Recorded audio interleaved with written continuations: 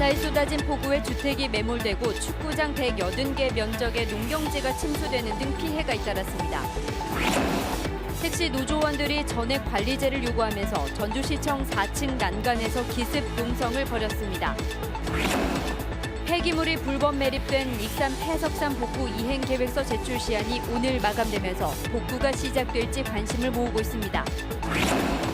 인도네시아에서 열리는 아시안게임이 모레 폐막하는 가운데 전북 출신 선수들의 선전이 이어지고 있습니다.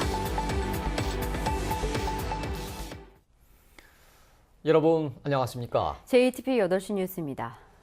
며칠 전 폭우에 이어서 또 전북 전역에 100mm 안팎의 집중호우가 내렸습니다. 주택이 무너지고 농경지와 도로가 물에 잠겼습니다. 네, 특히 360mm의 물폭탄이 쏟아진 군산에 피해가 집중됐습니다. 주혜인 기자의 보도입니다. 방안부터 현관까지 흙더미가 가득 들어찼습니다. 가재도구는 모두 흙으로 뒤덮였고 집은 형체를 알아볼 수 없을 정도로 부서졌습니다. 불이 켜진 집이 우리 집밖에 없으니까 그러셨나 봐요. 토사 유출돼가지고 집이 할머니가 갇혀 있다고. 밤사이 많은 비로 야산에서 토사가 쓸려내려와 보시다시피 주택 안쪽까지 완전히 덮쳤습니다. 밀려온 토사로 안에 갇혔던 70대 노부부는 40분 만에 구조돼 병원으로 옮겨졌습니다. 480세대가 사는 아파트에서는 빗물이 아파트 지하 주차장으로 흘러들어 승강기 9대가 모두 멈췄습니다. 도로 물이 아파트 쪽으로 흐르다 보니까 아파트 전반적으로 아파트에 엘리베이터에 물이 차는 걸로 알고 있습니다. 군산 수송동의 한 사거리에선 지름 70cm의 싱크홀이 발생해 새벽부터 긴급 복구 작업이 이루어졌습니다. 어젯밤부터 360mm의 폭우가 내린 군산 말도에선 토사 50톤이 도로로 쏟아져 12시간 동안 교통이 통제됐습니다. 익산에서도 150mm가 넘는 비가 내리면서 수확을 앞둔 비닐하우스가 물에 잠겼습니다. 고생은 뭐라면 이긴가 봐. 그랬는데 이렇게 한순간에 그냥 다 무너져 버리니까 뭐라고 말할 수가 없네요. 이번 비로 군산과 익산에서만 축구장 면적 188배에 이르는 농경지 131헥타르가 물에 잠겼습니다.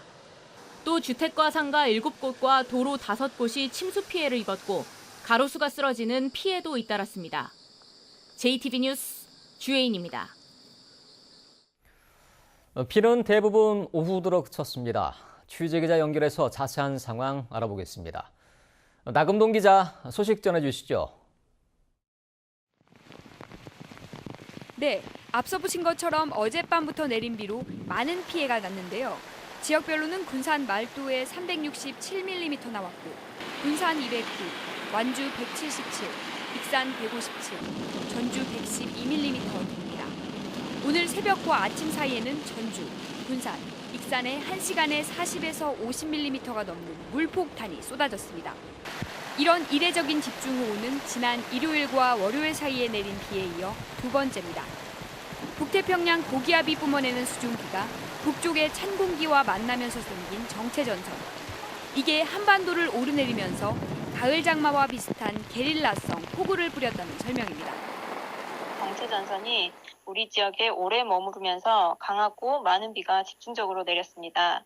이번 비는 내일까지 전북 남부지방을 중심으로 5에서 20mm의 비가 더 내린 후 종료될 것으로 예상되며 전북 전역에 내려졌던 호우주의보는 모두 해제됐습니다. 비는 휴일에는 잠시 주춤하다가 다음 주 월요일과 화요일 사이 한 차례 더 오겠지만 이번처럼 강하지는 않겠습니다.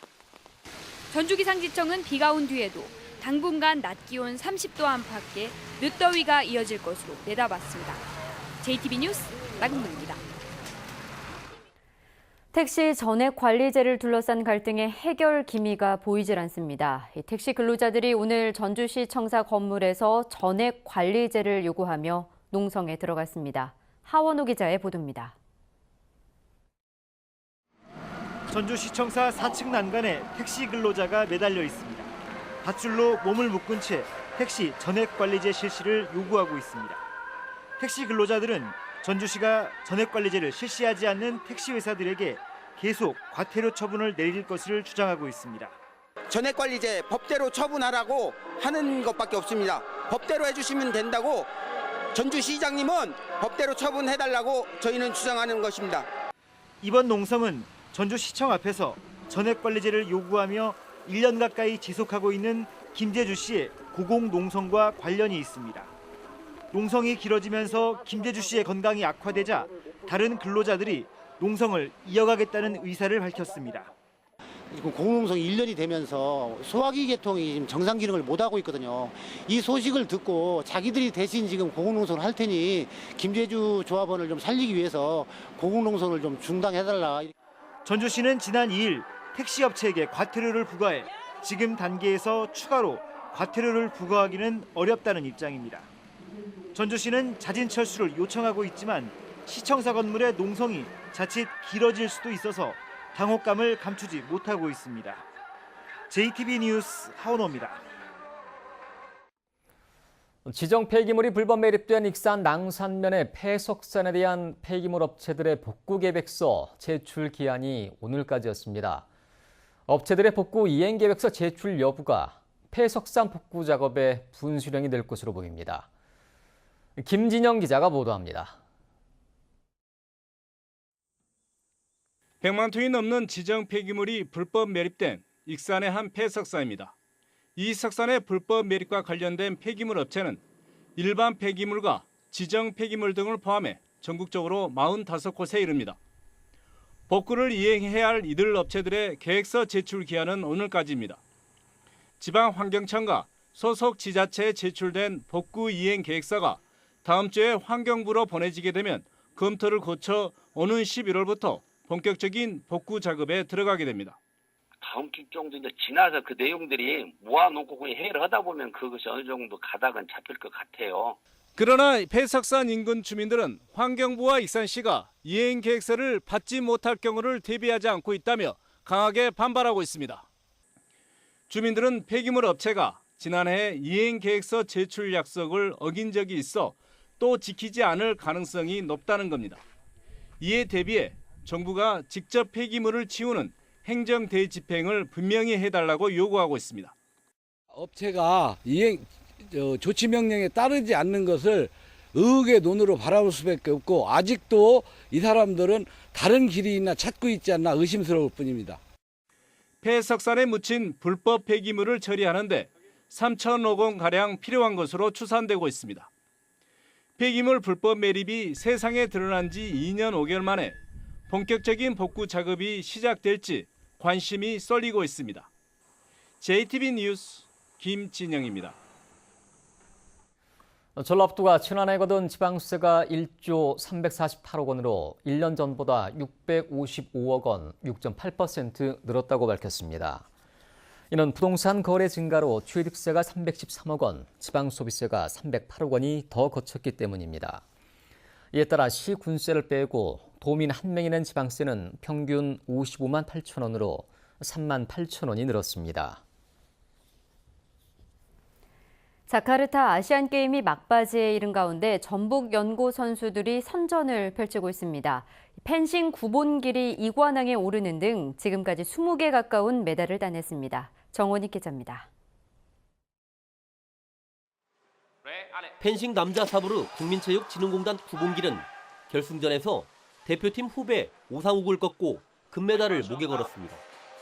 2010년 광저우, 2014년 인천에 이어 아시안게임 개인전 3회 연속 금메달이라는 위협을 달성했습니다.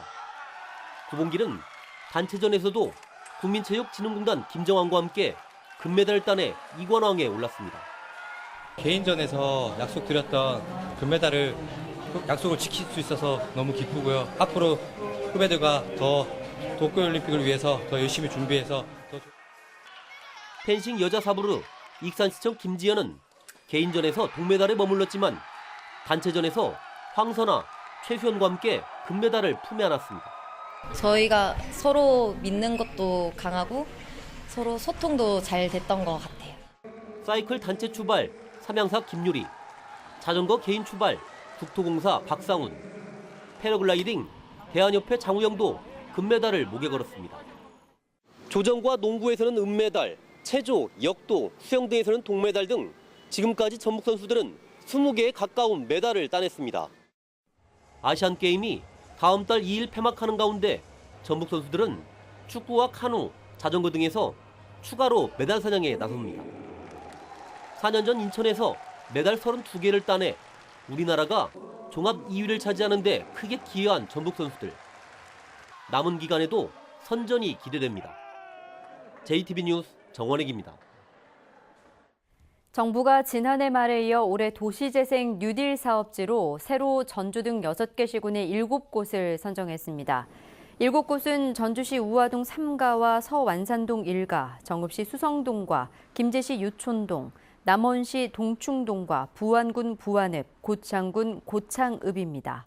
정부와 전라북도 시군은 7곳의 특성을 살려 생활 여건을 개선하고 지역 일자리를 만드는 사업을 진행하게 됩니다. 모레 열리는 바른미래당 전당대회에서 정운천 의원이 다시 지도부에 입성할 수 있을지 주목됩니다. 바른미래당 당대표에는 손학규 후보가 독주체제를 굳힌 것으로 알려진 가운데 3명의 최고위원 가운데 여성 몫을 뺀 2자리를 놓고 정운천, 김영환, 하태경, 이준석 후보가 경쟁을 벌이고 있습니다. 바른미래당에서는 군산 김관영 의원이 원내대표를 맡고 있는 만큼 정운천 의원이 지도부에 복귀하면 전북 현안과 예산 확보에 한층 도움이 될 것으로 보입니다. 다음 달부터 초등학교 방과 후 돌봄교실 학생들에게 과일 간식이 무상 지원됩니다. 전라북도는 시군과 함께 초등학교 355곳의 돌봄교실 학생 14,000명에게 과일 간식을 무상으로 공급하기로 했습니다. 공급 횟수는 일주일에 2-3차례 가량입니다. 전북은행 올 하반기 채용설명회가 본점 대강당에서 열렸습니다. 전형별 채용 정보 소개, 지난해 신입 직원과의 대화, 채용 상담 순으로 진행된 이번 행사에는 500여 명의 취업 준비생이 참석했습니다.